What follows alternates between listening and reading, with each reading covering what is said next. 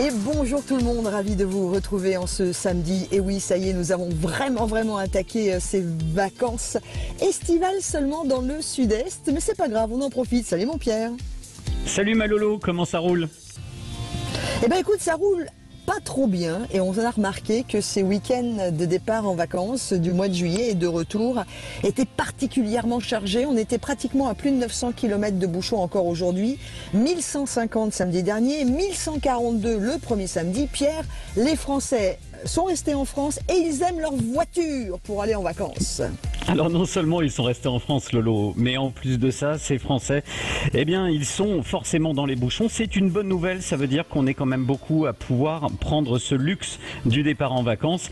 Alors, ça nous rattache aussi un petit peu à notre sujet du jour, Malolo, parce que les Français, selon une étude de Coyote, eh bien vous savez, les outils d'aide à la conduite communicants, ces Français, nous sommes perdus sur les limitations de vitesse sur les routes. Tu sais que Malolo, depuis le 80 km/h, certains départements sont repassés à 90 partout, d'autres 90 parfois, 80 ailleurs, d'autres c'est 80 partout. Bref, dans ce micmac, on est paumé.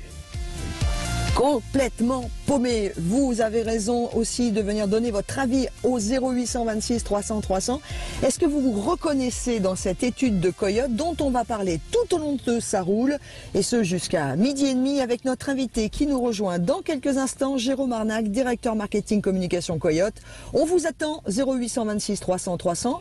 Les limitations de vitesse qui changent en gros tous les 100 mètres pour exagérer. Est-ce que vous êtes à l'aise ou pas du tout? À tout de suite. Sud Radio, ça roule. Jérôme Arnac est avec nous, c'est notre invité. Pierre, bonjour Jérôme. Bonjour Laurence, bonjour Pierre. Salut Jérôme. Alors, Pierre, Jérôme, cette étude, elle nous apprend notamment que les Français sont perdus dans ces limitations de vitesse. Moi, je vais être franc, hein, Jérôme. Quand je roule sur les routes, j'ai la chance aussi d'avoir un petit boîtier Coyote. Hein, voilà, je roule avec. Et heureusement. Parce que franchement, le nombre de fois où je suis perdu face à la limitation de vitesse, quand on change de département, parce que j'aime pas trop les autoroutes, et lorsque vous êtes dans un département où c'est 90, vous passez le panneau du département, ça redevient 80. Franchement, dans ce micmac, on est tous paumés. Que vous disent les Français ? Alors effectivement, chez Coyote, nous, notre mission, c'est d'offrir le service d'aide à la conduite le plus fiable pour que les Français soient clairs à chaque instant sur les limites de vitesse et sur les différents dangers de la route. Et c'est pour ça qu'on a souhaité faire cette étude. Et effectivement, cette étude nous apprend qu'effectivement 79% des Français doutent des limitations de vitesse entre 80 et 90 km/h. Donc 79%, ça montre l'ampleur du problème. Bon, alors comment on réagit? Parce que forcément, à la base, il y a ce 80 km/h qui a vraiment mis une pagaille sur les routes de France. Et puis, ces départements, d'ailleurs, poussés par 40 millions d'automobilistes et la Fédération française des motards en colère, qui sont repassés à 90. Comment les Français se situent? Je sais que vous avez une vision au-delà de la limitation. Vous pouvez observer les flux de vitesse des usagers. Est-ce que ça se ressent dans votre retour sur les outils que les Français sont un peu perdus? Alors, ce qu'on a observé suite à la baisse de vitesse à 80 km/h, là où elle est effective, c'est que la vitesse moyenne, elle diminue en général de 1 à 2 km/h. Donc, il y a une légère baisse de la vitesse, ce qui illustre tout simplement le fait que sur ces voies départementales, qu'elles soient à 80 ou à 90 km/h en termes de limite, évidemment, les conducteurs adaptent leur conduite. C'est des routes qui sont des fois sinueuses, qui ont des virages, qui ont des visibilités variables. Et donc, de toute façon, on le sait tous, quand on roule sur une départementale, des fois, on ralentit de soi-même pour attaquer un virage. Et donc, voilà, l'effet sur les vitesses moyennes, il était, lors de cette baisse, de 1 à 2 km/h. Ce qu'il faut... Voilà, donc ce qu'il faut dire, c'est qu'aujourd'hui, sur 101 départements, il y a 33 départements à date qui ont choisi de repasser certains tronçons de leur 90 km/h. À 90 km/h. Donc c'est jamais l'ensemble du réseau, hein, c'est certains tronçons pour lesquels les autorités locales font le choix de repasser à 90 km/h. Alors, on va tout de suite évidemment vous donner la parole, puisque vous savez que ça roule et Sud Radio en général, c'est votre radio pour vous exprimer. 0826 300 300 si vous aussi vous avez à nous donner votre avis. Est-ce que vous y comprenez quelque chose à tous ces changements? Est-ce que ça vous gâche la route ou est-ce que vous vous y êtes habitué? On accueille Bernard qui nous appelle de Gironde. Bonjour Bernard. Oui, bonjour. Oui, bonjour. Je vous écoute. Là, c'est très sérieux, c'est très intéressant ce que vous dites. Mais c'est vrai qu'on est un peu perdu sur les routes et puis qu'on se fait piéger bêtement aussi, sans trop savoir. Ah, c'est ça. Sans trop savoir. Moi, j'habite pas loin, j'habite à Bordeaux. Je vais de temps en temps à Lacanau et il y a un piège à la sortie de Lacanau sur une route qui est droite comme un I, comme on connaît bien dans les Landes. Et à la sortie de Lacanau, je me suis fait piéger. Je croyais que cette route, elle était passée à 90. Et non, elle était toujours à 80. Et j'ai été chopé à 86 km/h. Alors, retenu 81. Oh. Voilà. Oui, retenu 80. Moi, j'ai râlé, comme tous les Français qui râlent, parce qu'on se fait choper. En plus, je ne l'ai pas vu. J'étais en train de papoter. Comme la route, elle est droite comme un I. Et puis que bon, je ne suis pas un fan de géo, je roule tranquille, moi. Mais là, je me suis fait piéger bêtement, parce que pour moi, cette route, elle était passée à 90. En plus, il n'y a aucun panneau indicateur qui indique la vitesse. Alors Bernard, c'est Bernard, l'occasion de revenir un petit peu sur la réglementation, comment ça fonctionne. En fait, c'est très simple. La règle en France, c'est 80 km/h. Ce qui veut dire que s'il n'y a pas de panneau qui vous annonce 90 ou fin de 90, vous êtes à 80. Alors je donne un exemple très bête. Vous roulez dans un département, c'est limité à 80 km/h. À 90, par exemple, vous êtes en Corrèze. Si vous passez la barre du département, sans panneau, la règle redevient 80. Et c'est dans ces cas-là, Bernard, que j'ai envie de vous dire, en France, il y a ceux qui ont une pelle et ceux qui creusent, quoi. Pour reprendre un schéma de western assez connu, il y a ceux qui ont un outil d'aide à la conduite dans la voiture et ceux qui n'en ont pas. Parce que là, de bonne foi, vous pouvez vous faire flasher. Lorsque vous pensez que c'est 90, voilà Bernard, vous rouliez à 86, franchement, vous étiez dans les clous, vous n'étiez pas un danger public, la sanction est tombée, 68 € et 45 si vous payez vite, parce que la sanction sur ces routes, c'est ça. Et un point. Mais Bernard et Pierre, moi j'ai une question à vous poser, puis également à notre invité de chez Coyote, Jérôme Arnac, c'est tous ces changements de vitesse qu'on nous a survendus, souviens-toi Pierre, pour le 80 km/h, au nom de la sécurité routière, que nous allions sauver des vies. Tous ces changements de vitesse, Pierre, toi qui es vraiment dans cette partie-là, entre autres, est-ce que ça a un vrai impact sur cette sécurité routière ou pas ? Alors c'est là que c'est génial, Laurence, parce qu'en fait, pas du tout. Les départements qui sont repassés à 90 ont les mêmes statistiques d'accidents que les départements qui sont restés à 80. Ça me rappelle évidemment ce qu'on disait dans Ça roule depuis la création de l'émission. Donc on avait raison. Voilà, il ne s'est rien passé. Jérôme Arnac, vous, au niveau des ventes, notamment parce que votre produit, il est c'est sans doute le meilleur du marché. C'est comme ça, c'est le numéro 1. Vous avez une grosse communauté qui fait la réussite de votre système. Mais pour vous, c'est pas un casse-tête chinois de remettre à jour toutes les limitations de vitesse sur les routes? Comment vous faites pour tenir à jour la cartographie?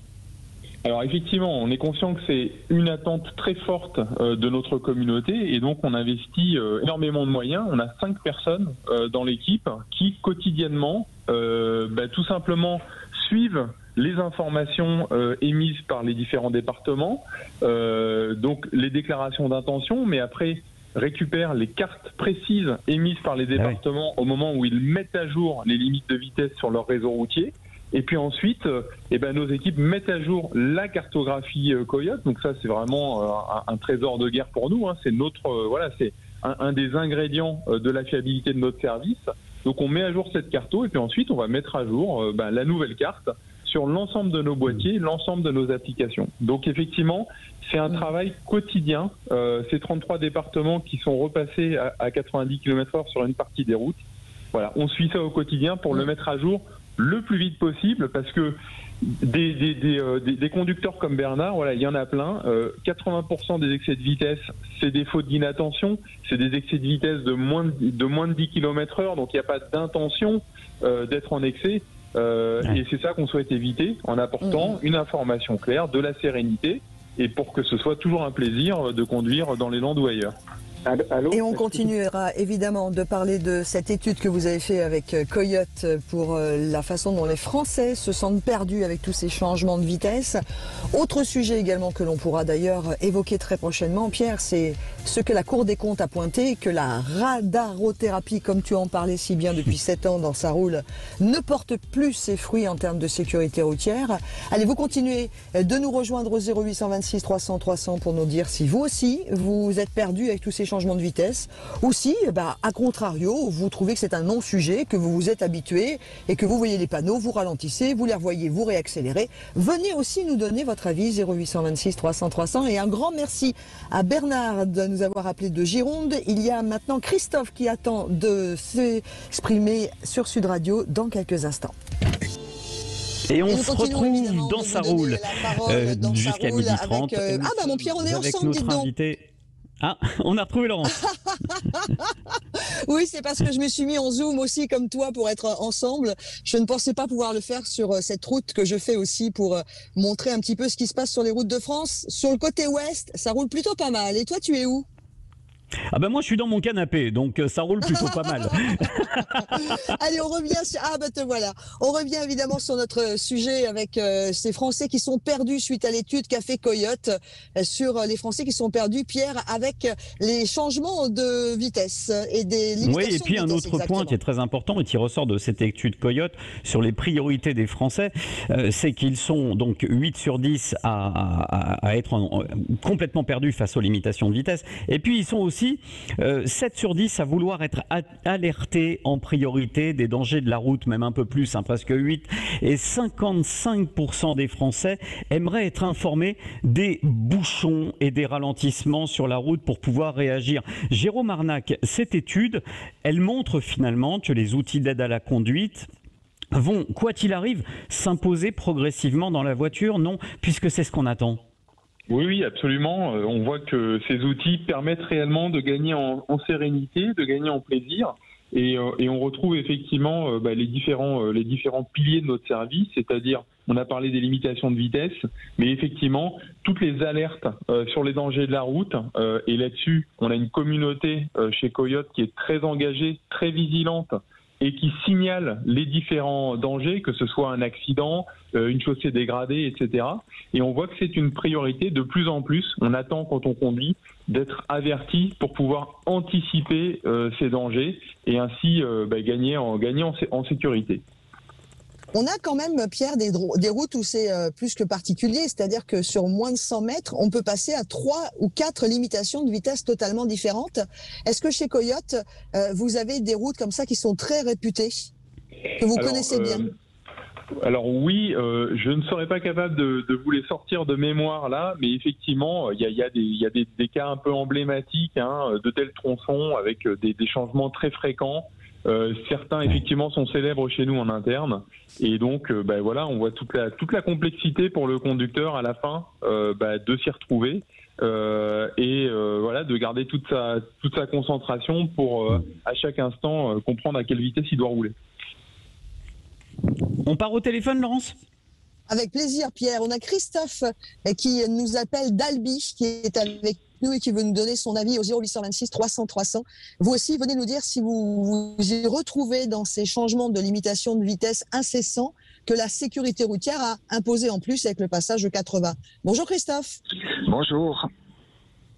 Bonjour. Alors, votre avis sur ces changements de limitation de vitesse. Bonjour, on vous écoute. Alors, pour moi, en fait, ça devient très compliqué pour nous, en fait, dans le Tarn. Je vais vous donner 2 exemples. Un exemple, la route Albi-Castres, qui est vraiment, on passe, comme vous le disiez il y a juste un instant, on passe sur peu de kilomètres, en fait, à plusieurs limitations de vitesse. Avec des radars sur 20 km, il doit y avoir aux alentours, parce que je ne les ai pas comptés, une dizaine de radars. On ne sait plus comment rouler sur cette route. Ça, c'est un premier exemple. Ensuite, mais cette route, c'est vrai, elle est dangereuse. Mais elle est dangereuse tout simplement parce que on nous oblige, en fait, à nous réguler nous-mêmes, à nous réguler vis-à-vis des limitations gouvernementales. Mais si on sait conduire, on sait se réguler, et là, ce n'est pas dangereux. C'est là que je voulais en venir.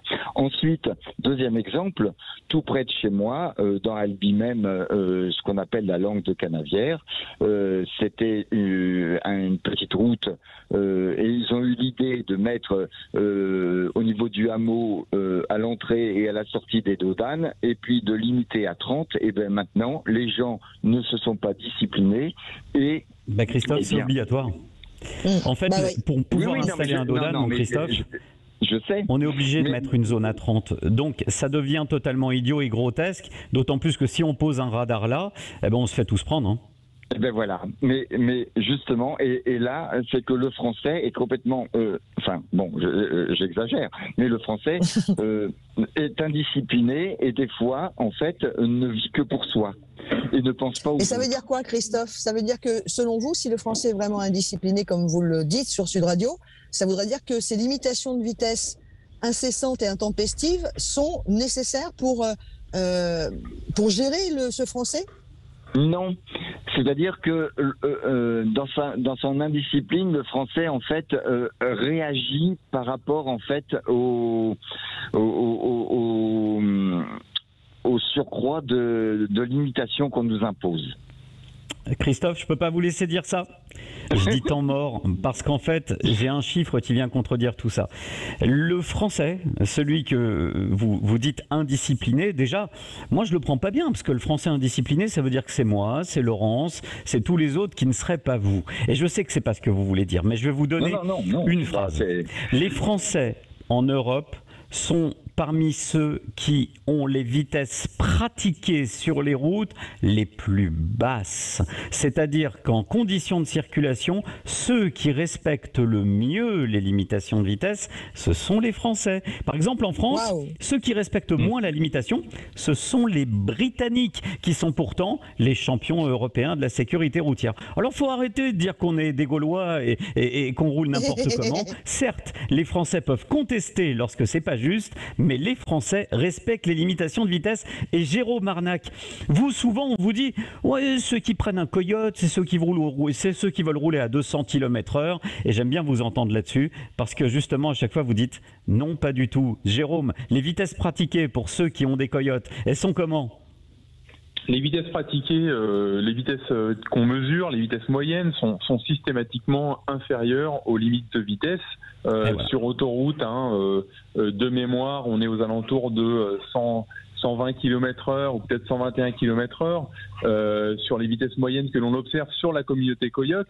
Et de la même manière, sur les départementales dont on parlait, on est en dessous des 80 km/h. Et comme je le disais tout à l'heure, avant même la baisse des limites de vitesse, le passage de 90 à 80, puisque évidemment, comme le disait Christophe, je crois, on adapte sa conduite. Et effectivement, le conducteur sur une départementale, il ralentit quand il y a un virage, etc. Donc effectivement, il faut pas du tout avoir cette image-là. Nous, notre parti pris chez Coyote, c'est qu'on fait confiance aux conducteurs, on fait confiance à nos membres et à notre communauté. Notre simple mission, c'est de leur donner la bonne information. Derrière, on sait que s'ils ont la bonne information, s'ils s'y retrouvent, ils vont s'y conformer naturellement et ça va leur éviter des fautes d'inattention ou de se faire prendre par un danger de la route. En tout cas, voilà, nous, on voulait faire ce sujet avec Pierre parce que c'est un gros samedi encore de chassé-croisé. Quoi qu'il en soit, soyez prudents parce que de toute façon, c'est pas parce que vous allez dépasser la limite de vitesse et rouler 20 km/h ou 10 km/h de plus que vous allez gagner une demi-journée de vacances supplémentaires. Donc soyez prudents. Pierre, c'est vraiment le message que l'on veut donner dans sa roule pour ces chassés-croisés. La prudence et prenez le temps. Ouais, et puis moi, je vais aller plus loin parce que je suis un grand fan, Laurence, des outils d'aide à la conduite. Franchement, je sais que ça m'a sauvé la vie une fois en partant en vacances. J'ai évité un tête-à-queue d'un véhicule qui était en face de moi parce que le véhicule en tête-à-queue avait été signalé sur l'application. Alors, j'ai ouvert l'application pour voir ce qui se passait et j'ai vu qu'il y avait des journées d'essai de l'application de Jérôme. Cool. Donc, ça vaut le coup de la prendre. C'est gratuit. Donc, gratuit, on a le droit de le dire. Pas vrai, Jérôme? Et les nouveaux utilisateurs ont 30 jours pour tester le service, pour se faire une idée, et puis j'espère pour l'adopter. Et puis en tout cas, soyez prudents. Votre meilleur assistant d'aide à la conduite, c'est vous-même. Pas de fatigue. Ne prenez pas le volant avec de l'alcool. Ne mangez pas trop lourd ce midi. Bon appétit d'ailleurs si vous passez à table. Alors, c'est pas du tout en corrélation. C'est avec beaucoup de précautions. Mais là, tout de suite, on passe à Invino avec Alain Marty. Salut mon Pierre, bon week-end. Allez, bonne route à tous et soyez prudents. Avec modération aussi. Bisous, ciao. Salut Bip, bip. Jérôme Arnac. Salut à tout le monde. Bip, bip.